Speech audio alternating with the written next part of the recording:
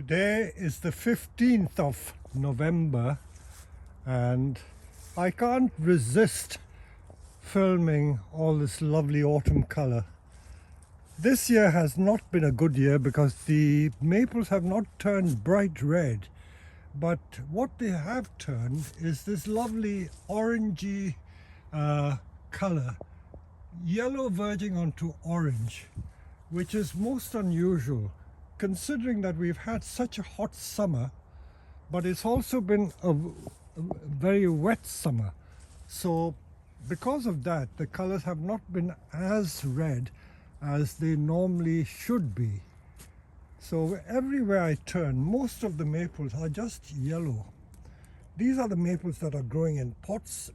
The ones in the ground have also been a bit disappointing. I will just walk around and show you some of the color. These are the trees in our growing field. I'm not in the picture, but rest assured I'm still around. So let's show you what there is. This tree that I'm walking towards is the Zelkova Serata, Japanese grey Balcan. And they normally also turn an orangey color, but this year it's mainly yellow and a few lovely orange leaves. And to show you the size of the leaves, let me put my hand against it. See how large this leaf is. Zelkova Serata, when grown as bonsai, can get very small leaves. And those are our larches. Lovely golden color. Look at them. This is when the larches really come into their own. Such lovely color. And these are the trees all waiting to be made into bonsai. And these are all future YouTube projects. I try not to rush them because I'm going to keep them aside just for that. Now let me just walk to another tree. And this one that I'm approaching now is a Japanese hornbeam. Not the Korean hornbeam or the European hornbeam. This is just Japanese hornbeam. And look at the color of that. And that's the shape of the leaf. And these are some of the oak trees, wild seedlings that grow in the pots of other trees. And that oak tree is got about 2 inches at the base, and that could be more than like 7 years old. So that will be a future bonsai. And I'm still collecting seed, as you can see. Wherever I go, I take a tray with me and collect seed. Next thing to show you are these maple seedlings. These are going to be the future trees. While I'm here, let me look at that clump, that grove of trees. My forest consists of Zelkova Serata, and that tree in the foreground, that greenish yellow tree, that is Chinese elm. And those are trident maples. Those trident maples must be every bit 50 feet tall. And you can see that they've got some reddish tinge to it, but not deep red. But look at my seedlings here. There are about 2,000 seedlings there. Maple seedlings. When I say seedlings, there are at least a meter tall, maybe more. But look at the lovely color. They're normally just green trees, but the autumn color is just spectacular. We use these a lot for making our forest groups, and people who come on our workshops love using this for making the forest group plantings. So again, let me just go closer, because it's only when you get close that you appreciate how beautiful some of these trees are. And these are Zelkova trees, and although they are not an orangey or red color, they don't turn red, but they do turn orange. The yellow of the Zelkova leaves is very beautiful too. And in the background there's a huge mountain maple. That mountain maple, again planted in 1986, and that mountain maple is at least 30 foot, maybe 40 foot tall. Some of the leaves are yellow, but some of the leaves are red as well. So these are the trees that we planted in 1986. I planted 300 of them, and they became too big for bonsai. They became just too big for bonsai. Although those are pots which are large, they are 4 to 5 foot diameter pots. Even I couldn't get a Zelkova in that pot. I love this little forest area. It's almost magical, especially at this time of the year when we look up into the trees, this beautiful shade of yellow. And since I'm not far from my other deciduous trees, let me just walk to a liquid amber. Every time I pass it, I say to myself I should take a picture of it because it's truly magnificent. These are all the pines, deep green, but this liquid amber is absolutely stunning. I think the color of liquid amber is as spectacular, if not more spectacular, than the Japanese maple. And look at the variation in color from deep scarlet to light red. Some are orange and some are pink. How beautiful is that? How beautiful is that? And then there is another one. This is a really old one that I've been training for years. And this one, all sorts of oak seedlings are growing inside the same pot. But I want to just show you the craggy bark of this liquid amber. The leaves are much smaller. Look at all that craggy bark. But the color is not as spectacular as the other one. And while I'm here, that's a field maple. Lovely small yellow leaves. These are all the pines. And I'm now going to walk you to another area because there are some ginkgos which are very, very nice. So the tree in front of me here, this is just the plain European hornbeam. They do turn yellow, but very often they just turn brown and the leaves fall. But that one has got good yellow color. What are these yellow ones? This is sycamore. Can you imagine I'm trying to make a sycamore bonsai out of that great big thing? And this is field maple. Field maple also gets that corky bark on the twigs. These are all field maple. The leaves are quite beautiful. Different from the trident maple. But the shape of the leaves are very nice.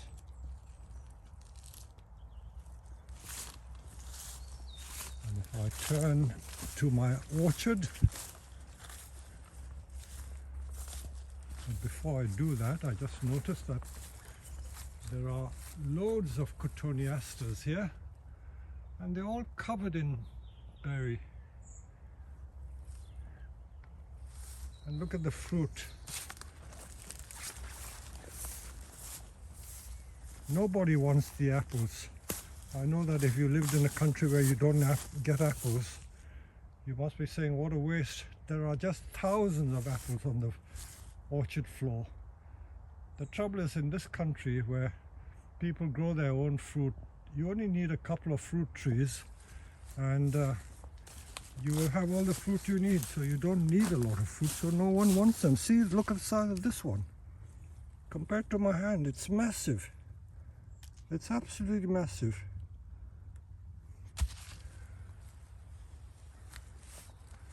So I was telling you about the maples. These are our mountain maples. That's a perfect broom-shaped tree. So this is where the inspiration for the broom style comes. But there again, this tree has only turned a yellow color and not even a hint of orange, or very, very slightly orange. But I'm going to now walk you to one of our very interesting ginkgos, because the ginkgo has the most spectacular yellow color that you can ever see. We call it a butter yellow, although I'm not sure if butter is always this color. But let me walk you to it, and I'll walk you to our maple grove. This is a great big oak tree that has more than quadrupled in size. When we first came to the nursery in 1986, it was only like 6 or 9 inches in diameter. Now that trunk is about 4 feet in diameter, and the tree ended there. But now the tree is massive. So in 36 years it's become huge.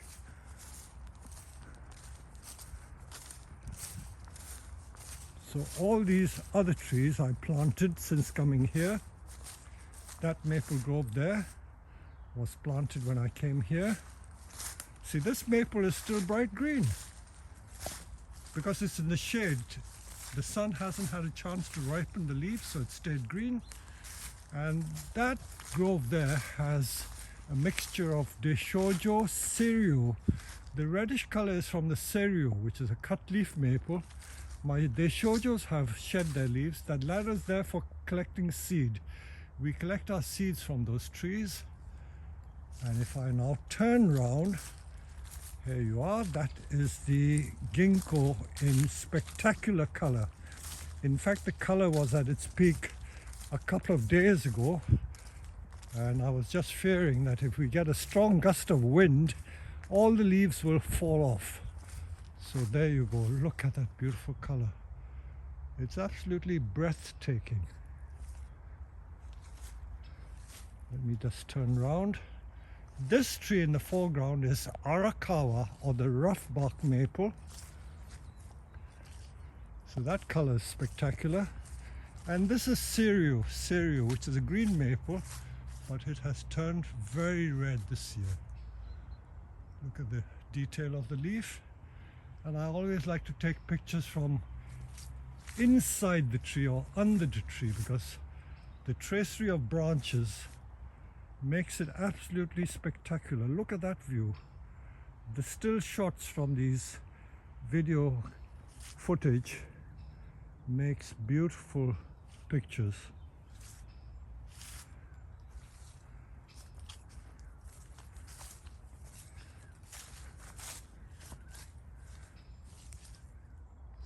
This is another area, and this is a shot of some ordinary mountain maples which have not turned red, but the one on the right, that is very red because that is a Nomura. Nomura is a purple maple. It's got purple leaves during the summer, but the autumn color is this beautiful, beautiful vermilion color. So the autumn color is very nice, almost like what we call lipstick red. And I have, that's another Nomura there. And I have one more tree to show you, which is a large ginkgo, but unfortunately this has shed almost all its leaves. There are few leaves left on the tree, and the ground is covered in ginkgo leaves. Let me get close. I was told that the Chinese and Japanese, they not only use the ginkgo seed for food and medicine. I remember as a child, my mother used to cook the ginkgo nuts and make soup with it. But the leaves, apparently, if they are infused in a drink, is very good for coughs and colds, I was told. So the ginkgo leaves have some use, and in medicine I think the ginkgo has medicinal properties for the heart. Heart patients apparently use ginkgo leaves or ginkgo products for angina, I've been told. I'm not a doctor, but I don't know, but this is what I've been told about ginkgo leaves. So there you are, a very quick brief tour, an absolutely impromptu tour of the nursery. because I couldn't resist taking pictures of these lovely colors. I never miss an opportunity, and this is a beautiful shot. The sun is shining at a low angle onto my white wisteria. Leaves are just about to fall. What a beautiful sight. I came out to video the larches, but I've got distracted, but it's a nice distraction. What a nice distraction. So although this is about larches, we ended up showing the autumn color of maples. But I will show you the colors of these lovely, lovely larches, because they don't last long. The yellow leaves last about maybe 2 weeks at most, and then they will shed. So let's take you to the larch field again. These were grown in the ground, mind you, for many, many years, then dug up about 5 years ago and potted up. I think I've potted a few more in the ground, because unless you pot them in the ground, you'll have to wait ages for them to thicken. Whereas if you plant it in the ground, they thicken much faster. So we are approaching the larch area. So although these trees are big, most of them are at least 70 centimeter to 1.5 meters, and some, the garden trees, are about 2 meter tall. But they can all be converted into very nice bonsai, or for that matter garden trees. So these are the larches. Lots of them. Lots of them. You can cut them down to half the height and they would still make nice bonsai. So these are the larches.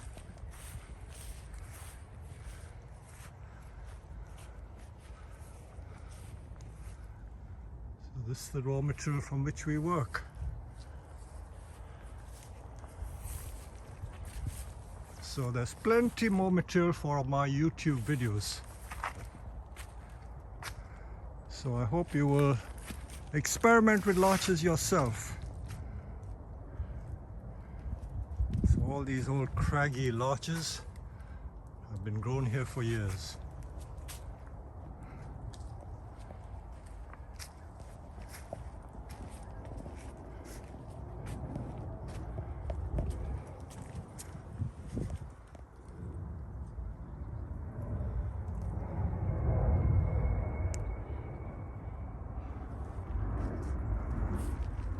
So on that note, I will end this lovely video with these beautiful views of the larches in their autumn color. So I hope you've enjoyed that one.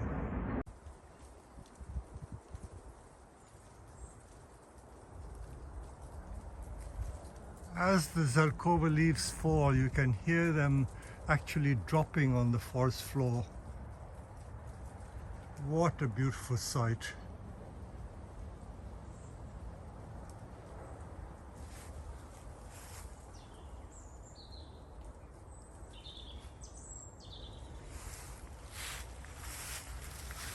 We always hanker after going to other places to see beautiful scenery, but very often there is beauty on your own doorstep. And it's only when I walked out this morning that I realized that this site was absolutely divine. The other maple behind is green, but this one is red. How come? This one is in the shade and the one in the sun is not red. Nature is really wonderful. And I've never seen the Zelkova grove so beautiful in all the time I've been here. So although I planted these 36 years ago for bonsai and they didn't turn out to be bonsai, I have the other added bonus, which is admiring these trees just as trees. And in this day and age, when we're all talking about climate change, what better legacy to leave our future generations than to leave trees for them. So on this note, I will end this video, which is a little tour of the autumn. I promise you I won't show you any more because I can't resist videoing all these lovely views, because there's always something nice to see, and nothing could be more beautiful than this.